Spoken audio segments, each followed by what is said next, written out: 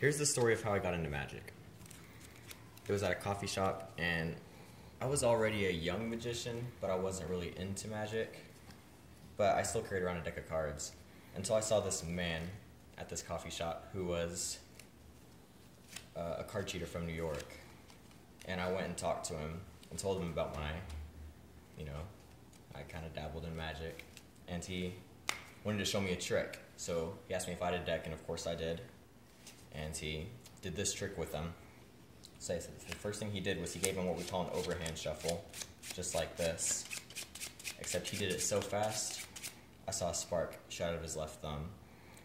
Probably just an illusion, though. The second thing he did was he took half of the deck and turned it upside down, put the other half on top. And I was a little bit perplexed when I saw him do this.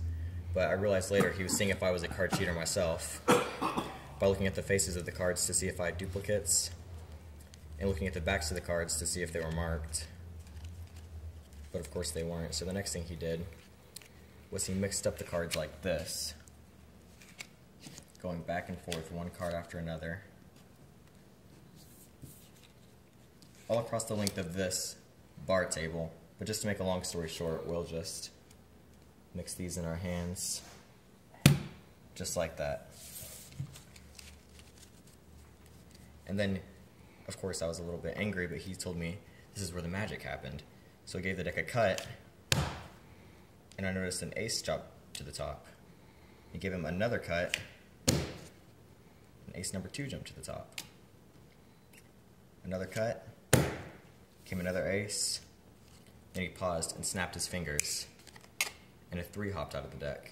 And I thought he had messed up until he counted down 1, 2, 3. And there was ace number 4.